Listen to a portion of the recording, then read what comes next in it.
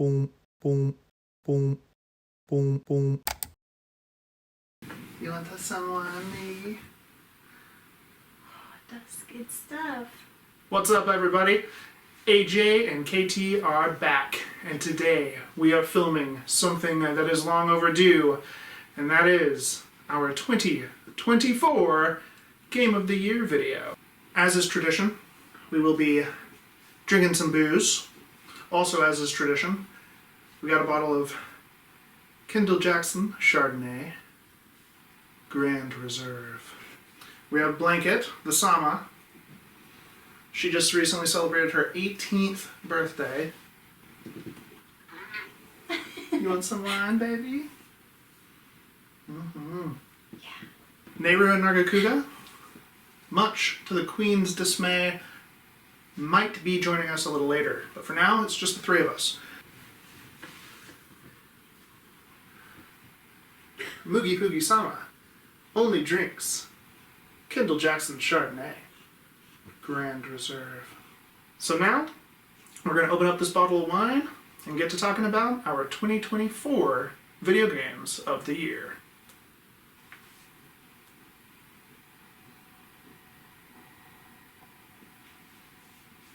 So, we have Kendall Jackson Chardonnay in our Pokemon Worlds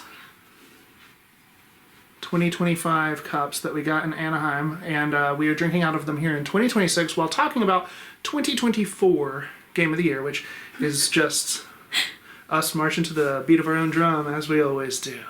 Yeah.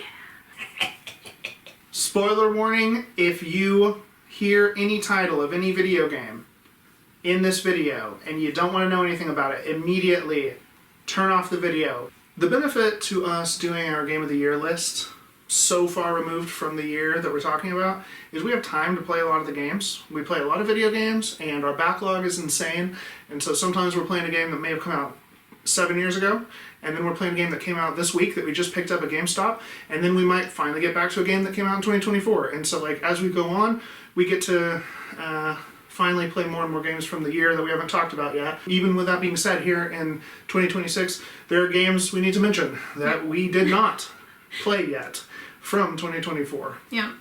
Okay, so we made a little list. We have some things we need to discuss first. Yes.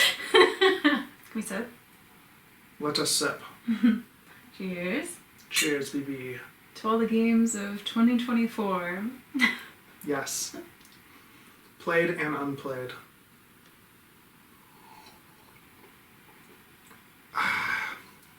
Alright. Let's get into it. Okay, so first of all, as each year has gone on, things have become more just muddled. And as you know, but I'll say it again for those of you who don't know, Katie and myself count games coming out when they get their physical release. And so, for instance, there's going to be games that qualify for us for being Game of the Year 2024 that other people would say, oh, that was my Game of the Year for 2023, such as Baldur's Gate 3 or Alan Wake 2. For us, those games came out in 2024. And as time has gone on, it's become more and more muddled, like I said, where you have games that come out digitally and then they get a physical release. And then we're like, well, it was announced, you can pre-order it on Limited Run or IM8-bit, but it's not going to ship until next year. And so then it's actually even a year later that the game technically comes out to us. Because we're not going to play digital games. That's a hard line that we established about 10 years ago. We have bought games digitally in the past, like a long time ago, but once we saw where the industry was going, we were like, we're going to make a hard line here. We don't want physical media to go away. We don't want physical gaming to go away. Mm-hmm. And so, that is how we do things. It can get a little hard to track, but it's how we do things, and it's how we can count games that get a digital-only launch. It's how we can give them the credit they deserve once they finally do come out physically. Mm-hmm. So, here's one that's a frustrating topic that we wanted to note. Bear and Breakfast. I think we just need to talk about Bear and Breakfast. So Bear and Breakfast is a game that technically came out in 2023, and when we filmed our 2023 Game of the Year video, I and Katie, but it was actually my job. I was looking at games that came out, and I thought it was a 2024 game, but it was a 2023 game. It would have been on both of our Game of the Year lists for 2023. Top 10. I believe we did a top 10 that year. It definitely would have been on our top 10s. Yeah. Because this was a game that we ended up playing while Neighbor and Nargacuga were tiny babies. And so one of us would be holding them, the other one would be playing. Sometimes even we were lucky enough to have them sleeping in our lap while we were playing.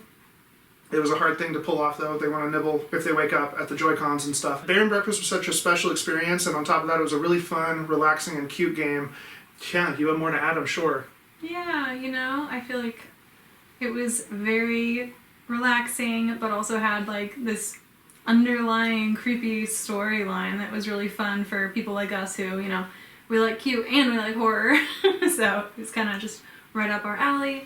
And collecting stuff, foraging, all of that is mixed in with it being a hotel cabin. You're designing cabins. So it's a property management simulator, and you're a silly bear, and it's great. Yeah, and there's like operations management aspects in there, which I really enjoyed. Cooking the food, planning out what we needed to put out on the table for like what guests we had that day and like what they were gonna eat. Especially when you get near the end of the game and you can start just making like all the dishes. There's like so many fun things you can cook. Yeah. That was probably my favorite aspect of it.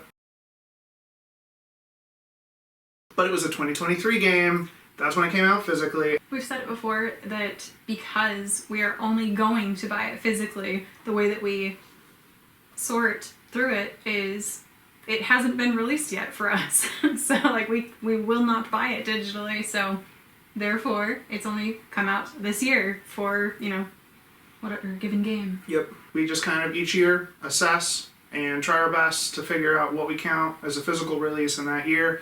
And at the end of the day, we are just buying physical video games, playing physical video games, and our backlog is still insane. There's all these games, it's like we don't need every video game. So Bear and Breakfast slipped through the cracks though, because it is muddled, it's confusing, so yeah, we wanted to give it a special mention in this video. I want to mention something else that now it's like people might look at us and be like, why do you count a game that came out digitally last year but physically this year as a game that came out this year? It's like, well, I would ask the Game Awards and Jeff Keighley and all the journalists why they count Shadow of the Erdtree as Game of the Year when it's DLC. So we all have our quirks about us, right?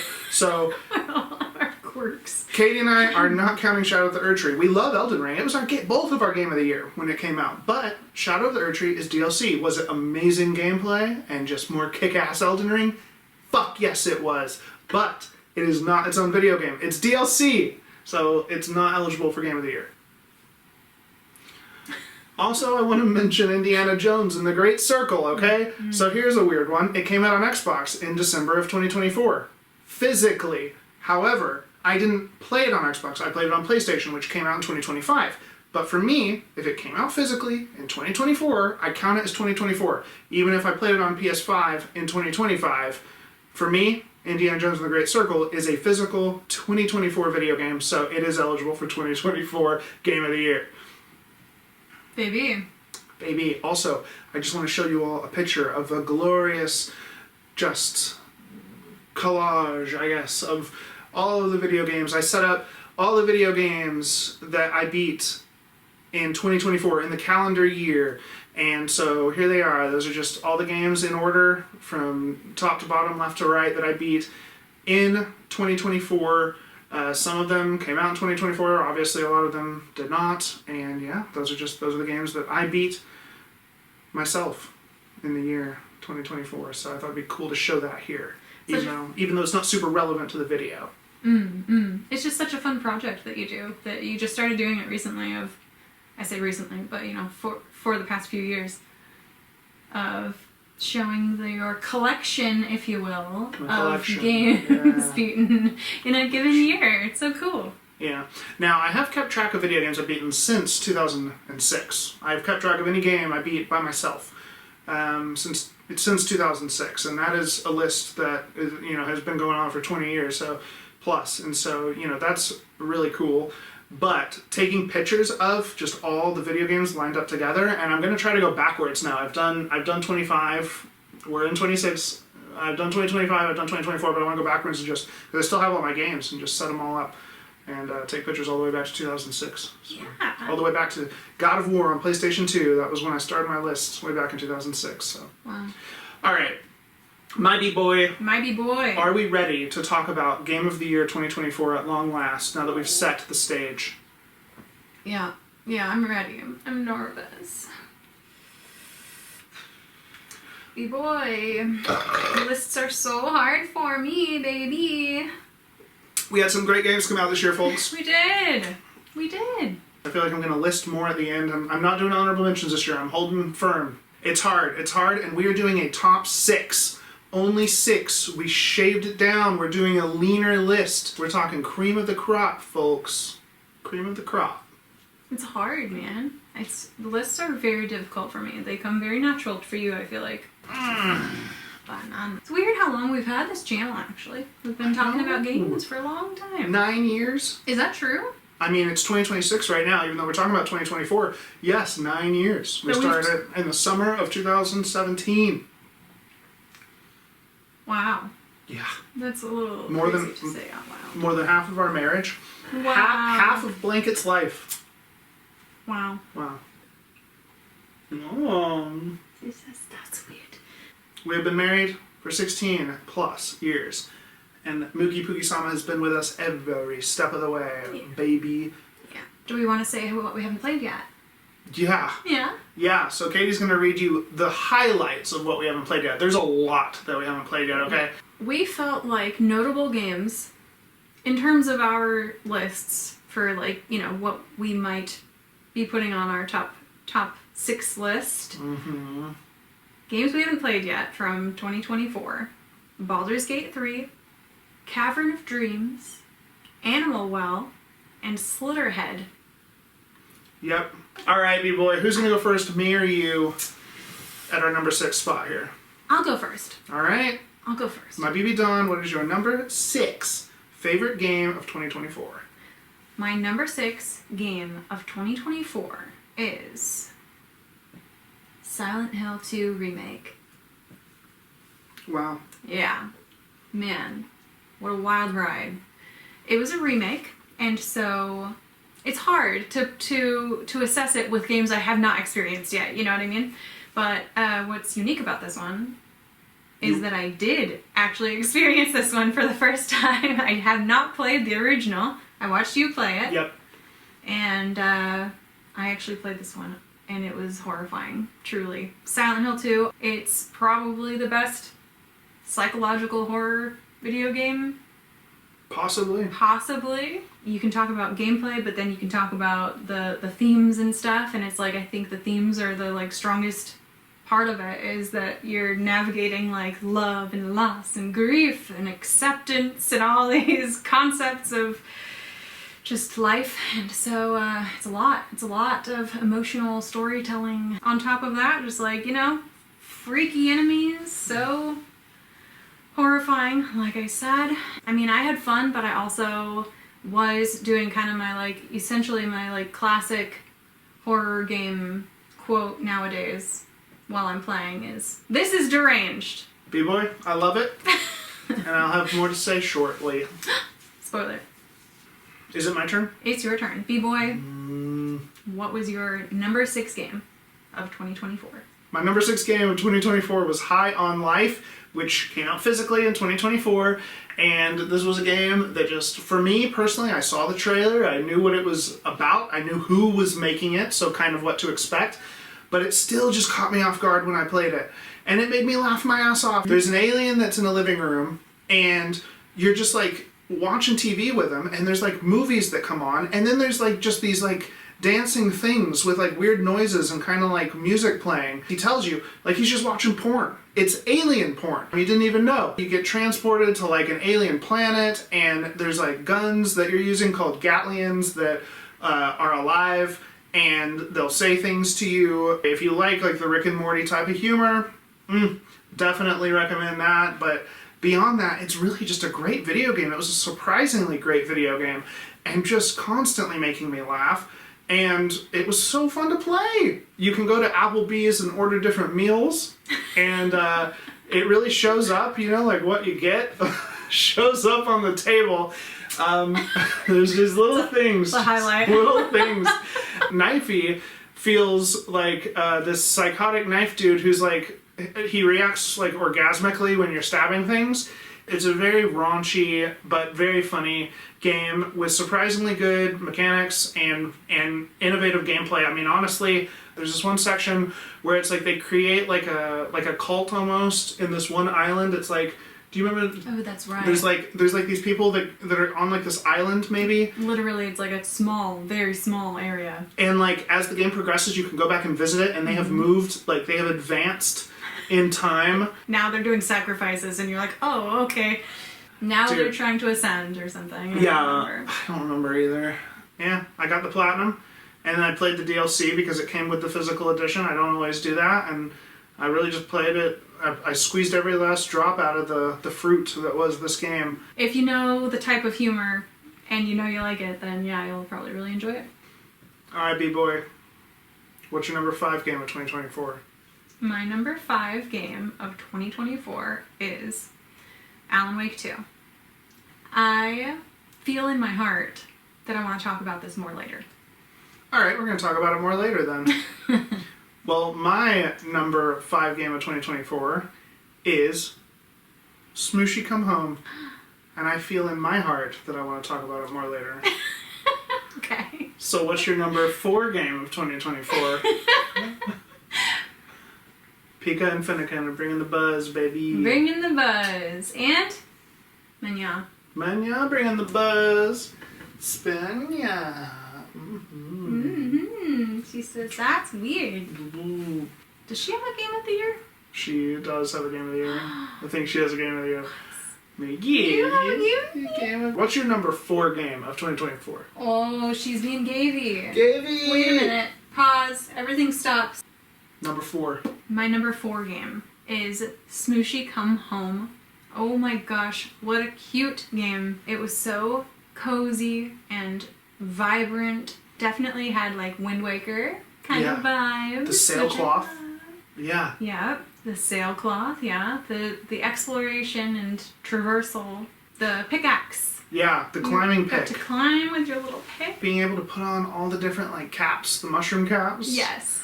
The mycology journal. Yes. Like it was like trying to teach you about mushrooms. You could learn about mushrooms. Yeah, on top of everything else, but the caps, back to the caps. It's like you could like make Smooshy look all kinds of different ways. Yeah, it was so cool. I played it, and Katie played it simultaneously together, but separate on Nintendo Switch. It was Thanksgiving time of 2024. Yeah, it was in the fall. Which was just, it felt perfect. Yeah. Like mushrooms, fall, I don't know. Harvest time. And it's just like such a heartwarming memory. Mm-hmm.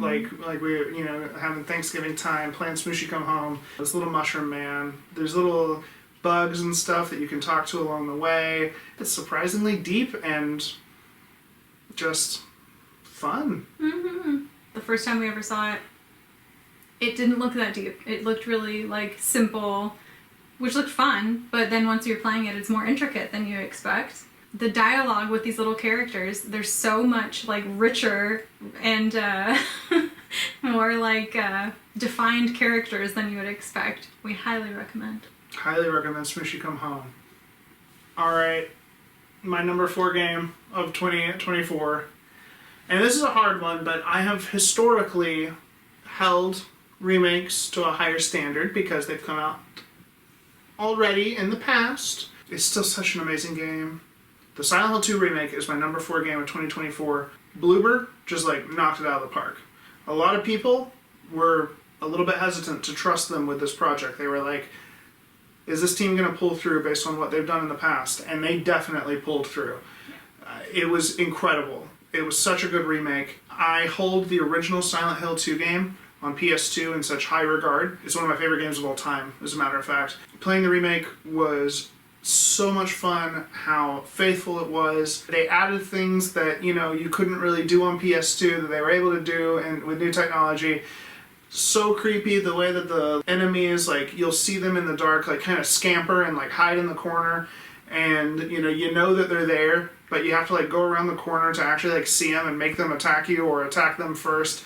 Such moments of tension get built up. You were talking about, like, love and loss and grief. Another one is Guilt. Learning about James and learning about the story of Silent Hill 2, even if you already know about it, just re-experiencing it, is such an interesting story that tears apart the fan base, really. I've heard people say that they play Silent Hill 2, they were like disgusted by the end of it, realizing that their character did this. What a disgusting person. How did I play as him that whole time? And then I've had other people who are just like, they can understand or, maybe see his motivations as different. I'm just going to say it, spoilers, again, but he kills his sick wife. She maybe wants to die. Maybe it's a mercy. If she in fact didn't want it, if James wanted to be free from the burden of being married to a terminally ill person, you have to decide for yourself. There are just such interesting concepts that you have to decide how you feel as you're playing the game, and it really is a deep story and a psychological mindfuck. I feel like anybody who enjoys video games on a level where they're able to like play a scary game needs to play this game. It is one of the greatest video games of all time. The remake is incredible. It is a remake of something that was already incredible, and that's why I'm putting it at number 4. Don't be mistaken. I love Silent Hill 2, and the remake is such a well-done remake. It's such a great game. There's a lot of great games from 2024 to show, even though it's a remake, just to show that I have it on number 4, because we have 3 games ahead of that one for me.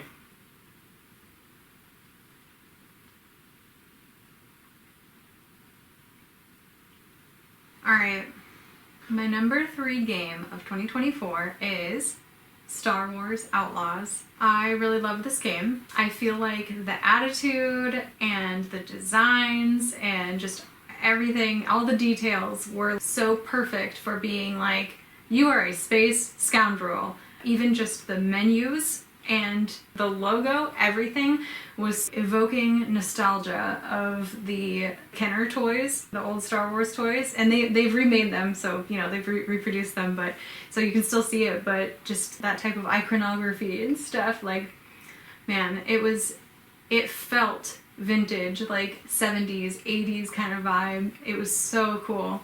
I feel like the design captured the aesthetics of that original trilogy, like mod, analog, futurism kind of designs, and it just felt so organic, and same with the settings and the quests and stuff. It just felt like so well integrated into the universe to me. And I mean, other people can have their opinions and stuff, but like I felt like nothing felt like inorganic Easter eggs. Like it all felt very like in universe, well placed, well articulated. So yeah.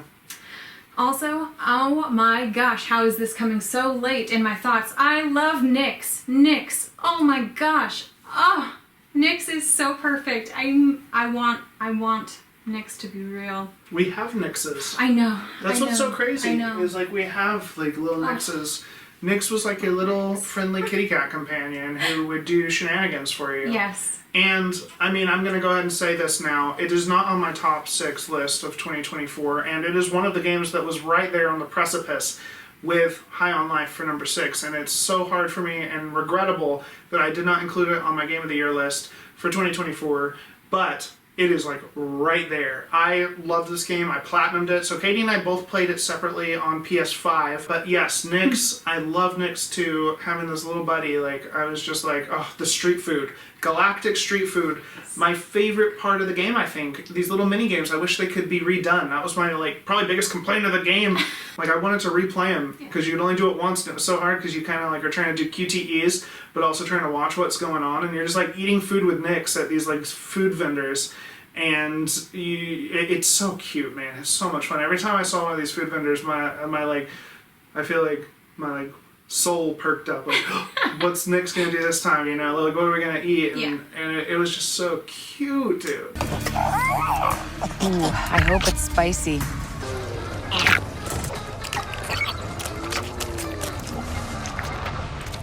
And on top of that, Nyx was such an integral part of the gameplay and mechanics. I feel like the gameplay and mechanics lent itself to more stealth kind of combat. And I'm very much so like running and shooty bang bang, you know, and like I want to just kind of just blow everybody away. And so the game kind of like makes you like slow down and strategize, and I feel like you helped me with that, being my coach, being like, okay, well, what if you take that guy down first? I wrote, the game isn't super punishing, so you can just try again if your plot is foiled by the Empire or syndicates or whoever is on your ass. Sabak. I loved trying to like cheat with Nyx. You'd have to hit the QTE, otherwise they get onto you. I poured so many hours into Sabak. I would be like, okay, I'm gonna get on. I have like 3 hours to play. I'm gonna get on. I'm gonna do a mission. And then I would be like, maybe I'll just do a little bit of Sabak, just for a little while. And then, you know, I would not do the main mission. I would do Sabak or just other side quests. It was just so fun, very addictive. Ubisoft does this well, I feel, of like making you be like, I'm gonna go do side stuff. The side stuff is so much fun. You know, something I enjoyed just kind of when I had this on the end, like I loved detonating dudes like grenades and stuff with Nyx. Like tell Nyx, go pull the pin in that dude's grenade, blow him up. And Nyx would go and pull it, and you just are sitting back hiding the whole time, and you just watch him go to smithereens. Yes. Thank you for reminding me, because I wanted to say that was one of my favorite things, was telling Nyx, go get that boom ball. Go get the boom ball. Go get the boom so ball. Cute. Yeah, that was cute. That was cute. And then lastly, I just wanted to say you rode that bike at Comic-Con. Yeah, we showed that in our video. And hair's looking amazing, by the way. Yeah. So cool. Yeah. All right, BB. Is that all you have to say about Star Wars Outlaws? It is. That was a lot. I'm glad we talked a lot about it. Of thoughts. I'm glad, because I feel bad that it's not in my top 6. Well, it's okay. Because I love it. Man. All right. My number 3 game of 2024 is Astrobot, which I'm going to wait to talk about, but maybe not for long. Because, B-Boy, what is your number 2 game of 2024? My number 2 game is Astrobot. Astrobot! Another one that just, I feel like, caught me off guard. Astro's Playroom was just a free digital game that came with PS5s. Since it was free, you know, we've talked a lot about digital games and physical games, and it was free and it was on the PS5. I feel like that's something, it's like Katie and I were like, well, we're not paying any money, we're going to just play this. We did play it. I do hope it one day gets a physical release. I want Astro's Playroom to be on a disc. It would be nice just to have it immortalized, you know. Deserves it. In that way. Immortalized. I mean, nothing is forever, really. I mean, an asteroid could hit us, everything's gone. But, like, immortalized, right? And so, Astro's Playroom was a lot of fun, but Astrobot was unbelievable. Unbelievable. I mean, there were, like, boss worlds where you would, like, be in the theme of certain games, like God of War Ragnarok, or, like, Horizon, or, like, Uncharted, and it was unreal. The music was amazing. The graphics were just so beautiful to look at. There were so many little bots you could get from all kinds of different franchises. And it was so much fun collecting them. It was so fun. Oh. Finding them, and they join your little squad, and then they're in your collection in your hub world. Oh my gosh. Mm-hmm. Yes. And they all do their own little things in your hub world. Yeah. They all do their own little things. It captured a lot of people's hearts because it won at the Game Awards. It won Game of the Year. Yeah. And, you know, I mean, even though it's your number 2 and my number 3, I mean, it's definitely a worthy winner of Game of the Year. It's a great video game. Yeah. It was, this is what I have told everybody we've talked to about it. It was a pure joy to play. Like, yes. Every moment was just joyful. And it's so cool because at the Game Awards, they went up there and talked about their, like, inspiration from Nintendo, and that's, like, what it felt like to me as a Nintendo homer, obviously. It had just the right amount of challenge, because it's not just easy, it's challenging, but it's just joyful to play. Yeah, collecting all the characters, it's kind of nostalgic in, like, a weird way, because you're seeing these, you know, characters, these franchises that you love so much. Adding on to what you were talking about with the challenge is you can beat the game without doing the hardest stuff in the game. Mm-hmm. The actual, like, real challenges, you don't even really have to do if it's like, oh wow, like, that's too hard for me, I don't like that. But there were actually some pretty hard challenges that they introduced. Yeah. you and I obviously don't go in for DLC very often, but it's cool because they have just done like free updates for this game. Yeah. They just like keep supporting it and adding like new content like for the holidays, you know, stuff like that. Yeah. And they're just like, hey, you know, go play in the snow. It's a very generous game. I feel like there is way too much in this game. As I was playing it, I was like, wait, they could have held this back for a potential sequel, right? Yeah. Astrobot 2 or something. They just kept giving and giving and giving. When it won Game of the Year, I was like, this is hilarious to me because this is like a PlayStation propaganda game. Oh, yeah. All the PlayStation technology, your mothership is literally a PS5, your controller is your little ship. Like, it's hilarious how, like, this is just like, you love Sony, you will love Sony, you do love Sony. It was a PlayStation propaganda piece, Yes. and then it won Game of the Year. I mean, it is very funny that happened. Yeah. But I mean, it was just well done. It was a Yes. good video game. You can have propaganda, you can have advertising just blatantly in there. If it's a good game, it doesn't matter. Chex Quest. Chex Quest. It's like Chex Quest. They actually made a good game, but it's just an ad for Chex. Okay. Yeah. We get fish as wine? I guess we need more wine, even though I feel very tipsy right now. So, Migi Pugi-sama. Back in 2008, when she was 0 years old, she got elected to the Senate. Senator Skeem Salimi. And she was the youngest senator to ever be elected. And she was re-elected in 2014, re-elected in 2020, and here in 2026, she is trying for her record-tying 4th term as a kitty cat. There's only been one other kitty that has ever been elected to 4 terms in the Senate. And Senator Skeem Salimi here, the Sama, is going for that. So, wish her luck. Please donate to her campaign and, you know, vote. Vote for Mugi Pugi-sama, Senator Skeem Salimi, for her 4th term this November. Oh, no. No, we don't want to piss her off. Special appearance by Coogie!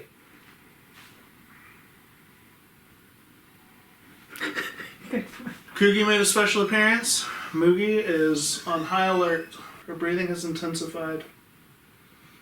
Her eyes have become serious. New wine. New wine. You got lip prints. You okay? I have lip prints. Oh, okay. I want to lick Katie's lip prints. Ooh. We switched cups. We switched cups. I'm Finnegan. Spread the joy. We'll be making a Pokemon Worlds 2025 video, but that's probably coming in like 2030, I guess. Not really. It'll be here before then. Cheers, BB. Cheers. Number 2. Number 2. My number 2 game of 2024 is The Legend of Zelda: Echoes of Wisdom, which I'm once again gonna hold off on talking about for about 3.82 seconds. B-Boy, what is your game of the year 2024? My number 1 game of 2024 is The Legend of Zelda: Echoes of Wisdom. Boom. Oh my goodness, what a fun game. Yeah. B-Boy, this is your number 2? And this is your number 1. Wow. Legend of Zelda games, it's no secret that Katie and I are like, you know, to a degree, Nintendo homers. Zelda fanboy and girls. We have told you on several occasions that Ocarina of Time is our favorite game of all time, both of ours, on N64. So it doesn't come as a surprise that this new Zelda game would be very high up on our lists. It was very nearly my number 1 game of 2024, and it was Katie's number 1 game of 2024. What can I say? You're playing as Zelda, which is not a new thing, but it was very well done compared to, you know, some of the, Wanda's Game Alone. CDI games. Yes. Yeah. You are rescuing Link this time. With the help of Tri and the Tri-Rod, you're able to summon echoes of items and even enemies that you encounter in the world. And so it's so cool, the diversity of gameplay, the different approaches that you can take to beating or advancing past a situation are so wide. We were both playing it on Switch simultaneously. I was playing it on our big screen, Katie's playing it handheld. So she's able to see both and I'm not. So she has a better first-hand experience of this than I do. But we would play, and then she told me after we beat the game, like, she would tell me things like, you did that like this, I did it like this. The sky's the limit with all these different ways to approach a situation. It was just so much fun to, like, talk about what our favorite echoes were. Like, hey, what was the one you used the most for combat? What did you like to use for, like, traversal? And Katie, we found out later on, like, after we beat the game, and we talked, like, Katie used the beds a ton. Like, she would summon beds and sleep, and I was more stubborn, and I would, like, let my hearts dwindle down, and, like, I wanted to heal in more traditional ways. And that was something you talked about. You're like, dude, yeah. I use the beds all the time. I would just summon a bed and sleep in it. And it was just so fun to be able to talk about the different things that we did and how it differed. Yeah. So imaginative, like, just the idea of Zelda being able to summon echoes because of her, like, Triforce of Wisdom, and Tri being this cute little creature, ethereal creature you have with you. They did the same style of graphics and stuff for the remake of Link's Awakening, which was great, so cute. Whether it's just traversing the lands, which again, it's like just classic Zelda locations. Defeating enemies. Oh my gosh, the Still World, classic dungeons in there too. And the bosses. Yeah, dude, the bosses. There were such fun bosses. Like, I loved Goma. I always loved seeing Goma. And I was just like, that fight was a lot of fun. Yeah. What was the deal with the Lionel? You had to follow the footprints to be able to find the Lionel. Yeah. And then if you could beat the Lionel, you got to have the Lionel. Yeah. Did you figure the Lionel out when you played? So Katie figured the Lionel out, and I mean, I'm embarrassed, but I'll admit it. I didn't figure the Lionel out. I'm very stubborn. I don't look stuff up. I don't do anything, okay? I play offline. I am incredibly stubborn about wanting to feel like the experience is my own when I'm playing a video game. And so I didn't figure out the Lionel thing, how you follow the footprints, and Katie figured it out. So she's sitting there able to summon a Lionel while she's playing, and like I didn't figure it out till after I beat the game. We talked about it, and then I went back in and played my file and went and got the Lionel. Which I let you figure it out. I was like, you gotta go back into those creepy woods. I forget what it's called. Yeah. But I was like, Lost Woods, maybe, yeah. Something, like, yeah. You gotta go back in there and think about that more. Yeah. Something's in there. Something's in there. And so that was the only clue I gave you. You figured it out after that. Once I figured it out, I was like, it was so cool seeing a new Zelda game that innovated the franchise in such a way and just somehow kept it fresh in the midst of everything else that they've done lately, like with Breath of the Wild and then Tears of the Kingdom. Yeah. Like, it's just unbelievable. It's just, Zelda rules. I know. Zelda rules. That's how I feel too, man.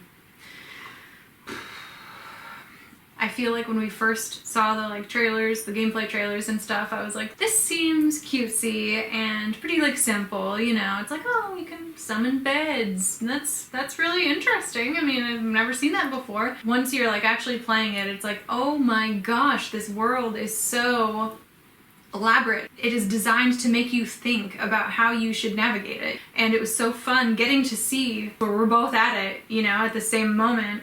And I'm doing it in a certain way and he does it in a different way. And I'm like, oh my gosh, I could have done it a different way. It was so interesting, just kind of in puzzly ways of how the brain works, Totally. It's really cool. Totally. Bumpkins.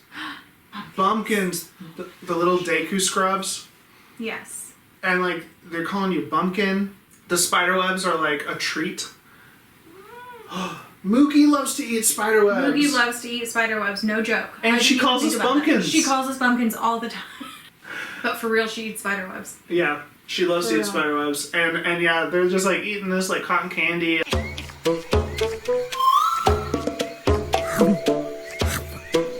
There was such fun, silly things on top of just the cool and innovative gameplay, and it was just, it was amazing to play it. Yeah, so fun. Man. I feel like it's one of those that I wish you could, wipe and play again. Wipe your mind and play again and just have it organic again. It's really, really a blast. Decker, mind wipe. Decker, mind wipe. Yeah. Dakar. Empty bottle 3.0. B-boy, have we arrived at your number one? I think we've arrived at my number one. Whoa. Mama gave me a magic spankly. Alright, folks, I waited long and I was patient, and I let Epic Games give me the middle finger, and I breathed through it, and finally, Alan Wake 2 came out physically, and it did not disappoint. It was my game of the year 2024. I liked it better than Zelda Echoes of Wisdom, man. That says a lot. Sam Lake, the team at Remedy, does not shy away from their inspiration from David Lynch. They just do weird and zany things, but they mix it with good and fun gameplay. And I gotta tell you, it is one of my favorite games of all time. I like it a lot better than Alan Wake 1. I think it's my favorite game that Remedy has ever done, honestly. There were parts that reminded me of Quantum Break, which was a game that was a little quite less critically acclaimed. Came out 10 years ago. There were like live action pieces, and there's this one live action piece where, it's mixed with gameplay. But it's like you are walking into a stage section that has the old gods of Asgard playing a song, but it's real humans, and you are playing through the game and seeing this like music video sort of, but you're also like going into combat sections. It's unlike anything I've ever played, and like impossible for me to actually put into words, but a lot of people have seen it at this point. A lot of people know about what I'm talking about, but it is incredible. Katie got me the Old Gods of Asgard CD, which is like a soundtrack of all Remedy games from this band, and we like listened to it for a long time. Like so many songs are just seared in my mind, but the Alan Wake 2 songs are great. But it's crazy because you're not just playing as Alan Wake, you're also playing as Saga Anderson, and so you're like this kind of like mind cop FBI agent who has like a mind place, and she can like discover things by going into her mind place and like deciphering clues. And guess what? She works with an agent who is Alex Casey, who is played by Sam Lake, the head of Remedy. And Alex Casey is a character that Alan Wake wrote about in the first Alan Wake game. I'm just like over here like the just like woo like mind-bending stuff like with this game is just infinite. So you're Saga Anderson and you're deciphering stuff. You're and finding out who Saga Anderson is. Yeah. Because if you know the characters from the first Alan Wake game, and then I'm not going to get into it, and then you find out the lineage of Saga Anderson, you're like, wow, this is even crazier. You have Alan Wake and then Mr. Scratch. And that's, the primary antagonist of the game, playing as them both and alternating and finding out about the story. I'm not even going to get into it. It was so much more than I thought it would be. I am so happy I patiently waited for it to come out physically. It's really cool because the physical release included the DLC, which then I played. That's right. And we got like Night Springs episodes. We played all these weird little mini tales. And there was a song that came on whenever you'd be at like the end of one or the beginning of one, and it was like talking about like the solar system being in your soup. Mm-hmm. Solar system in your soup. It's very like Twilight Zone.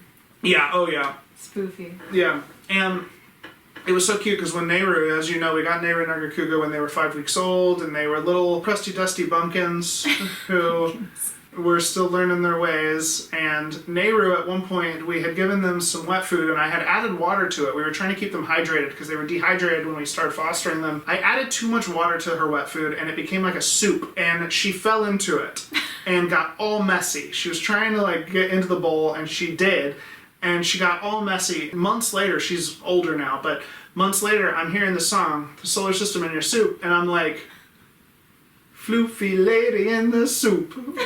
Because Floofy lady is what we call Nehru. She's very floofy. And she fell in her soup when she was a kitten. So that's just endeared to us. That's a kind of aside that really means jack shit to anybody else. But perfect. Floofy lady in the soup. And, that's the DLC. That's what's funny. That's not even the base game. It's just like the music and the gameplay, the story, really just how odd everything is and how mind-bending it is, but also like self-aware to the point of like not feeling pretentious. Mm-hmm. It nailed it. It did. Yeah. What you just said, I feel like it's so perfect. The way they present everything is so wacky that literally everything fits. Like, nothing feels that weird because of how wacky everything is. And so these live action things are happening, and you're just like, yeah, of course these live action things are happening. Oh, a musical starts. Yes, of course a musical has started. And I'm playing while I'm, fighting enemies. Constantly making you wonder about, like, reality. Is any of this actually happening? Steeped in, like, metaphors, different ways of thinking about things, about creativity, and, like, what is this, like, darkness, Is the darkness, like, stifling creativity? Oh, playing as Alan Wake and Saga, the world changes. It's two different realities. It's two different worlds because she's a character of his. And so she's playing in this, like, FBI land, maybe, because then I don't know what's reality. That's what I'm saying. It makes you question reality. Yeah.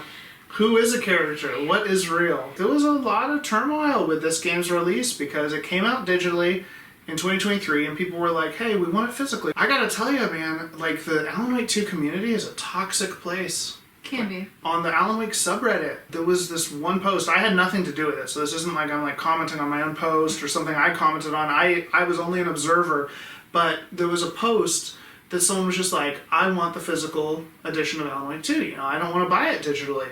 And the community, there was somebody that commented being like, I wish I could pop into your life and, like, scream in your face.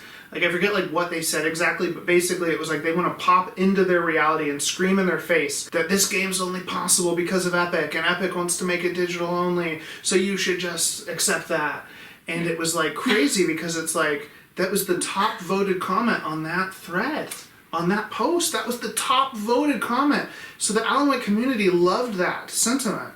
And I was just like reading like, whoa, this is crazy. This guy just wants it physically. Try to just be better, try to be nicer to people. Just because we like a franchise doesn't mean we have to give our money to the parent company. There are people out there who think that Epic was entitled to our money, whether it was physical or digital. People wanted it physically, and we didn't want to give our hard-earned money to Epic Games and to Remedy unless we could have it physically. And they're not owed our money, folks. And there are some people out there that were angry. They wanted other people to spend their money. You don't have to spend your money any way except how you want to spend it. You don't have to spend it the way someone else wants you to spend it.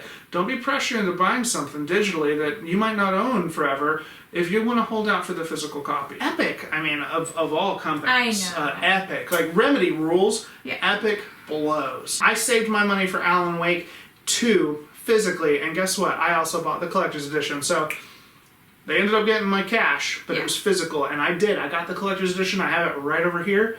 Alan Wake 2 totally ruled. It is my game of the year 2024, and my B-boy. Cheers. Echoes of Wisdom was yours. We have a couple great games there represented. Yeah. Oof. Really, really fun year. Oh my gosh. Kind of wish we could just talk about all of them. Indiana Jones and the Great Circle was so much fun. Banishers of New Eden. Banishers. Ghosts of New Eden. Yep. Yeah. The Luigi's Mansion 2 remake. Yep. Banishers was so crazy good. I know. It was better than I expected. Yeah. Those are mine and Katie's top 6 games of 2024. We appreciate you all for watching, and Moogie, appreciate you guys watching. Baby! Baby! 2024 is in the books at long last. Yes! Cheers. 2024. Cheers.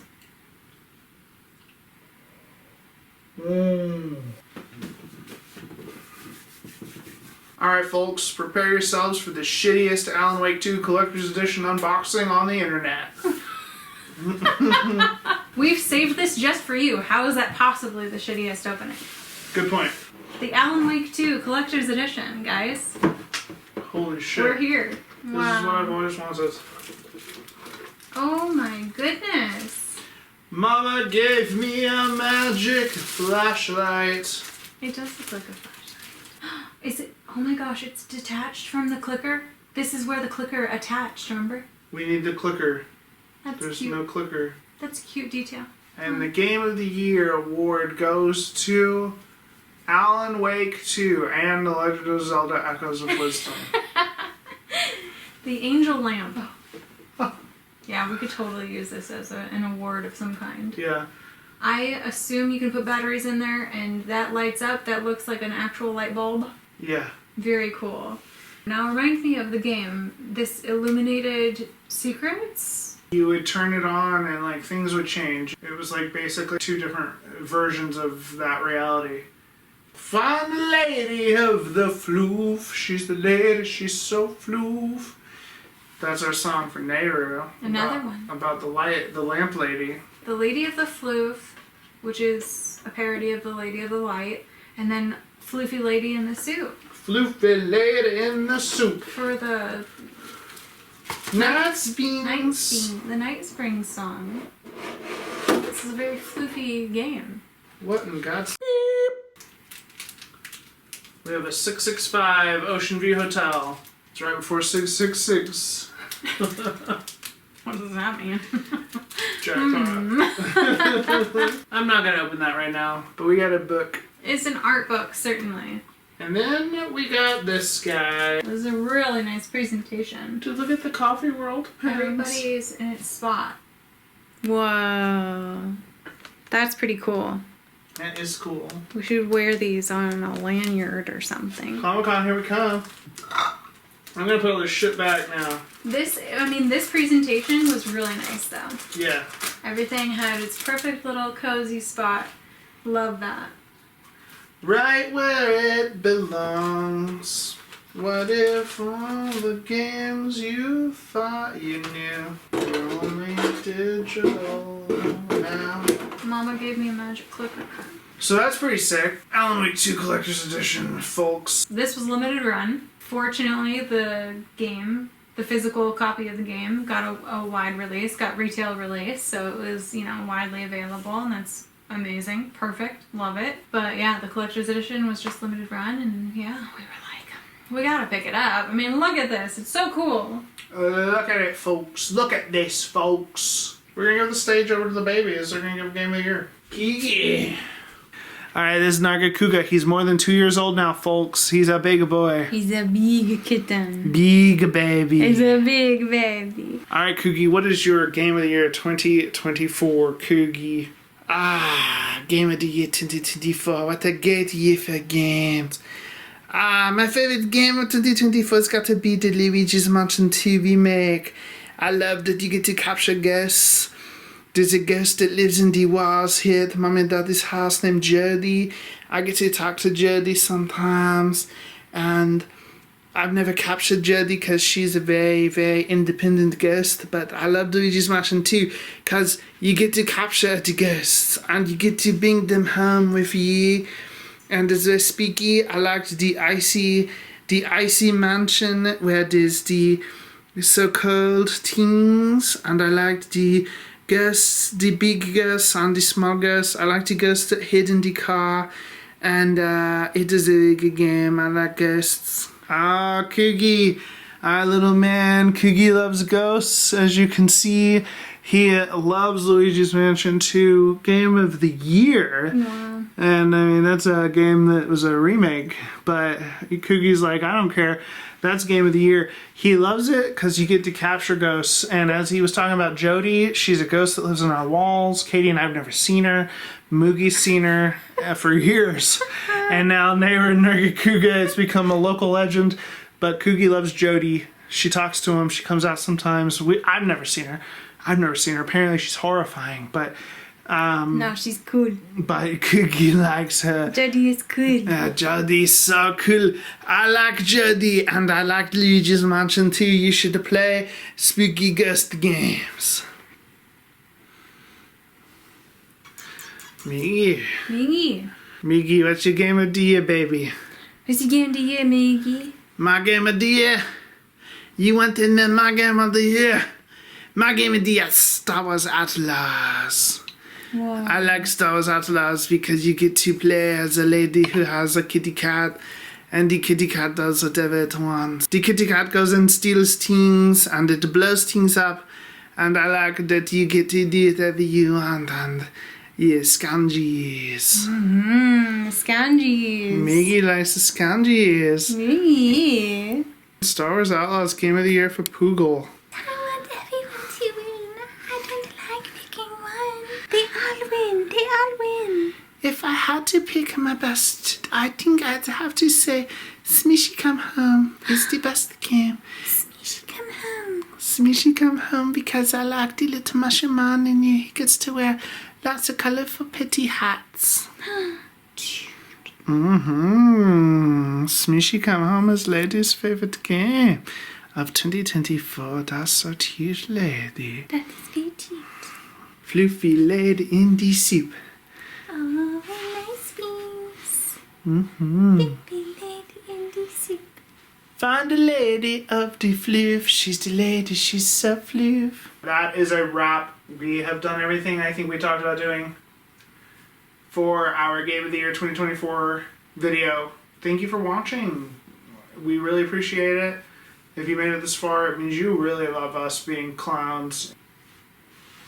Let us know what your game of 2024 is if you want to, or remember that far back. I had to really think about it. Let us know, man. Let us know what your game of 2024 is. We really do want to know. You could comment. We do. Thanks for watching. See y'all next time.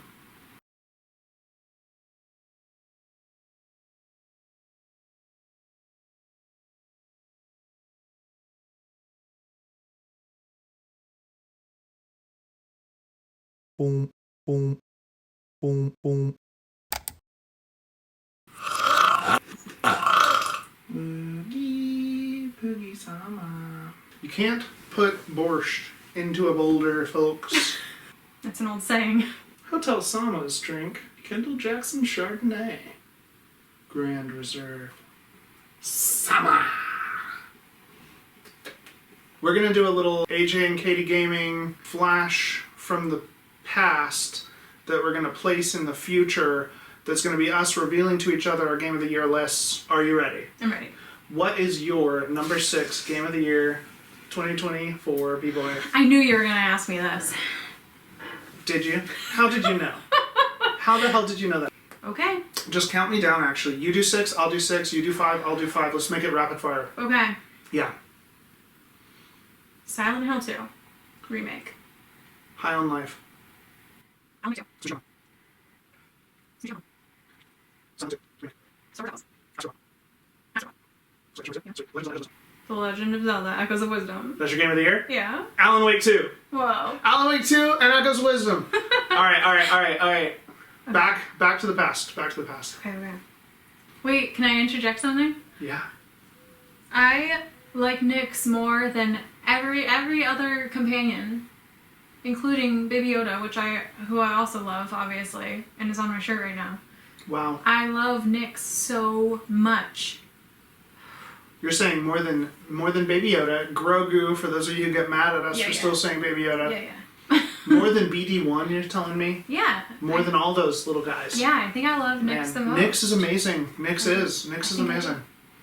I think I'd have to agree with you. Really? I think I would. Wow. I really do. Because, I mean, I love the little kitty cat guy. Oh, he's so cute. Cat wine? Don't know. She just looks so alarmed. What a good Sama. What a good girl. Such a good poogle. I love you.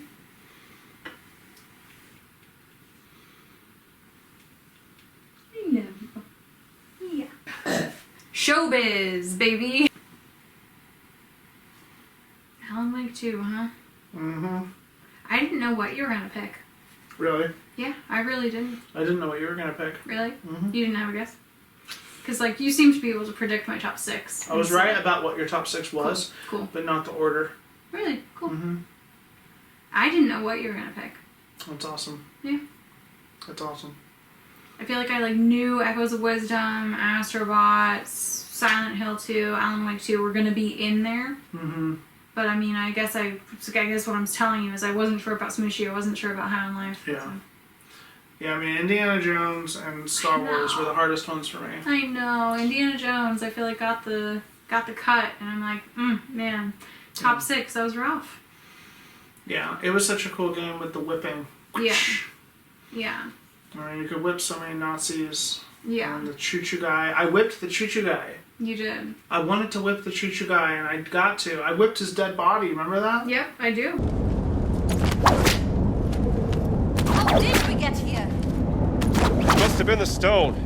I spoke the word, written in Adamic, and it folded the earth. Folded the earth.